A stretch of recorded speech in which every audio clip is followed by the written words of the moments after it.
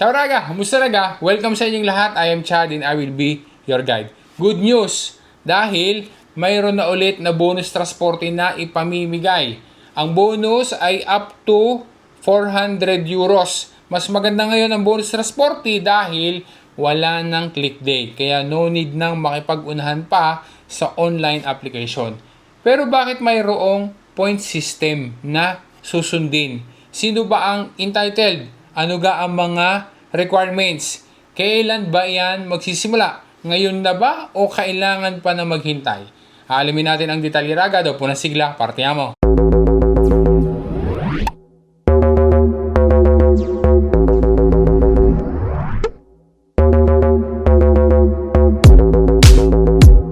Tanda mo pag-araga, yung dating bonus transporte. Noon, para makatanggap, kailangan na mag-apply online. Mayroong click day at ang nangyayari ay paunahan na makapag-access online.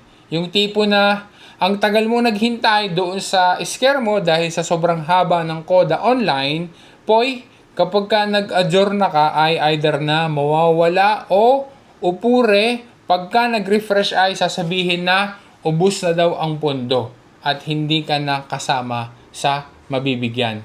Yan yung nangyayari dati sa bonus transporte. Kaya kahit na qualified ka, pero dahil doon sa click day, marami ang hindi nakakasama sa mga nakakatanggap ng bonus transporte dati. Comment ka lang Raga kung sakali ka na ikaw ay nakaka-relate diyan at na-experience mo din iyan noon. Pero ngayon, wala nang click day.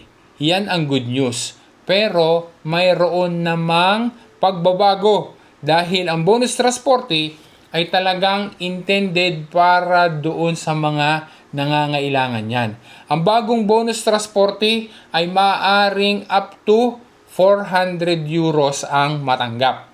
Nawala nga ang click day pero magkakaroon naman ng graduatorya na yan ay nakabase sa ISE. Maging doon sa layo ng tirahan sa trabaho o school. At depende, factor din yung sitwasyon ng pamilya. Ang bonus transporte na pinag-uusapan natin sa video na ito ay kuligato sa Piano Sociale per il Clima na magiging point system ang basihan. Kundi, nakadepende ang graduatorya sa points na makukuha. Ang purpose ng bonus ay para mabawasan ang paggamit ng private vehicles, paglaban sa polusyon, at para maging mas magaan ang gastusin para sa public transpo ng mga pamilyang nangangailangan dahil na rin sa pagtaas ng presyo ng karburante, maging ng abonamento transporto publiko. Ang pangunahing requirement para sa bonus transporte na pinag-uusapan natin ngayon ay ang ISE. Dapat na hindi mas mataas sa 20,000 euros ang ISE. Kapag ka lumampas sa 20,000 euros ang ISE, matik yun, excluded na. Hindi na pwede sa bonus transporte na ito. Yung pinag-uusapan natin ngayon. Hindi ka sabi kanina ay point system. Kundi, pagka bumaba ang ISE, mas mataas naman ang punti na makukuha. So, areha ang ating magiging basehan para mas maging malinaw. Kapag ang ISE ay below 10,000 euros, 60 punti. Yun ang katapat niyan. Kapag ka naman ang ISE ay between 10,000 and 15,000 euros, 45 punti. Ang ISE naman na between 15,000 and 20,000 euros, 25 punti. Ang sunod na kriteria o basihan ay ang distansya ng tinitirhang bahay papuntang laboro o papuntang school. Kasi factor din yan at may makukuha din dyan na points base doon sa distansya. Kapag ka more than 30 kilometers, 20 punti. Between 10 kilometers and 30 kilometers, 10 punti. Kapag ka naman below 10 kilometers, 5 punti. Mapapansin na kapag ka nalapit yung tinitirhang bahay doon sa laboro o kaya naman doon sa school na pupuntahan, mas mababa yung points na makukuha. Siyempre, kapag mas malayo yung distansya, mas matagal yung biyahe, mas mataas ang points na makukuha. Poy, mayroon pa na additional points, yung punteji aggiuntivi, kapag ka nasa ganitong sitwasyon ang pamilya. 10 punti kapag ka mayroong recently na abonamento mensile o kaya naman ay annuale, bilang patunay na gumagamit lagi ng public transpo. 10 punti din kapag ang pamilya ay hindi nagmamay-ari ng isang kotse o sasakyan. Previsto din na mayroong punti extra kapag ka disokupato o walang laboro. Ang amount ng bonus trasporte na matatanggap ay nakadepende din sa total points na makukuha. So, 400 euros ang bonus kapag ang points ay mula 80 to 100. 200 euros naman ang bonus kapag ang points ay between 55 to 79. 100 euros ang bonus kapag ang points ay between 35 to 54. Kapag ang points ay below 35, hindi kasama sa mabibigyan. Mapera na lang kung may magiging adjustment sa nakalaang pondo. Kanino naman previsto na 100 points agad at 400 euros ang matatanggap na bonus? Yan ay previsto para doon sa mga persone con disabilità certificata. Maging doon sa mga tao na nag-aalaga sa mga persone con disabilità certificata. Sila yung mga pamilya na guaranteed na makakatanggap ng maximum score na 100 or maximum points na 100.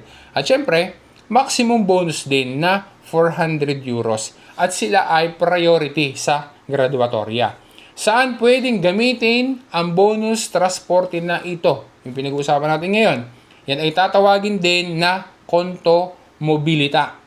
Para sa abonamento ng trasporto publiko, servizi di trasporto a domanda, per la mobilità condivisa, at para sa trasporto ferroviario di media lunga percorrenza.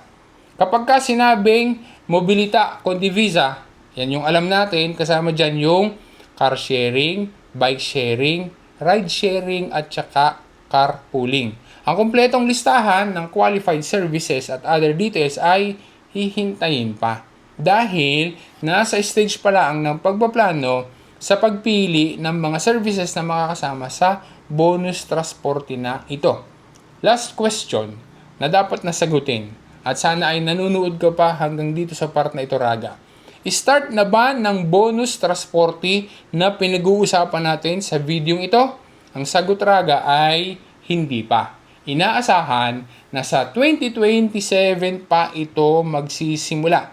Kaya as of now, maigi na maging aware na agad tayo dito, pero kailangan pa na maghihintay. In the coming months, malalaman natin kung paano mag-apply at saka kung saang website o portales sila maglalabas ng graduatoria. So, huwag munang magko-comment para magtanong kung kailan gang start ng application at kung paano gang mag-apply dahil hindi pa natin yan masasagot sa ngayon. At naghihintay pa tayo ng clarification nila about sa mga details na iyan. Dating gawin, Raga, kapag ka mayroon na ulit na update at saka may mga additional na info, babalitaan kita. Kaya importante na makapag-follow ka or makapag-subscribe kay Chad Will Guide para na sa ganoon, lagi kang magiging updated. Maraming salamat talaga sa panonood mo. Maraming salamat sa patuloy na pagsuporta mo. Sana ma-share mo rin sa iba. Para yung iba, baka meron kang kakilala na qualified pala sila dito, ay maging aware sila at sila ay makatanggap din ng bonus. Ayun talaga. Once again, this is Chad. And always remember, Chad will guide. That's Raga. Hasta la próxima.